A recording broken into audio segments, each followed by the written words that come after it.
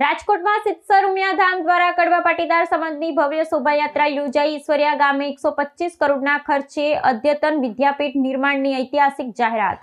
રાજકોટ શહેરમાં સિત્સર ઉમિયાધામના નેજા હેઠળ કડવા પાટીદાર સમાજ દ્વારા એક ભવ્ય અને ઐતિહાસિક ઉમિયા માતાજીની શોભાયાત્રાનું આયોજન કરવામાં આવ્યું હતું। આ યાત્રામાં હજારોની સંખ્યામાં શ્રદ્ધાળુઓ ઉમટી પડતા સમગ્ર શહેરમાં અનેરો ઉત્સાહ અને ભક્તિમય માહોલ છવાયો હતો। સામાજિક સમરસતા અને ભાઈચારાના ઉત્તમ ઉદાહરણ રૂપી યાત્રાના નિર્ધારિત માર્ગ પર વિવિધ જ્ઞાતિ અને સમુદાયના આગેવાનો દ્વારા ભવ્ય શોભાયાત્રાનું ઉષ્માભર્યું સ્વાગત કરવામાં આવ્યું હતું। આ ધાર્મિક અને સામાજિક મહાસંમેલન દરમિયાન સમાજના શૈક્ષણિક ઉત્કર્ષ માટે અત્યંત મહત્વપૂર્ણ જાહેરાત કરવામાં આવી હતી।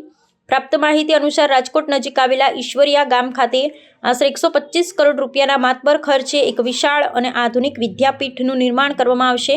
આ શૈક્ષણિક પ્રકલ્પ એક શિક્ષિત એક દીક્ષિતના મૂળભૂત મંત્ર અને સંકલ્પ સાથે આકાર પામશે, જેનો મુખ્ય ઉદ્દેશ્ય આવનારી પેઢીને ગુણવત્તાયુક્ત ઉચ્ચ શિક્ષણની સાથે સાથે સંસ્કારોનું સિંચન પૂરું પાડવાનું છે।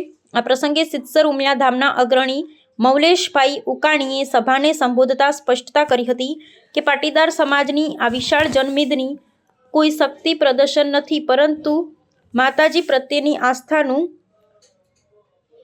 શક્તિ દર્શન છે। તેમણે સંસ્થાની બિનરાજકીય ભૂમિકા અંગે ભારપૂર્વક જણાવ્યું હતું કે આ પવિત્ર ધાર્મિક સંસ્થામાં રાજકારણને કોઈ જ સ્થાન નથી અને આગામી કોઈપણ ચૂંટણીમાં સમાજ કે સંસ્થા તરફથી રાજકીય પદો કે ટિકિટની માંગણી કરવામાં આવશે નહીં। આ નિવેદન થકી તેમણે સમાજની શક્તિને માત્ર શિક્ષણ, સંગઠન અને સામાજિક વિકાસ તરફ જ કેન્દ્રિત રાખવાનો સ્પષ્ટ દિશા નિર્દેશ આપ્યો છે।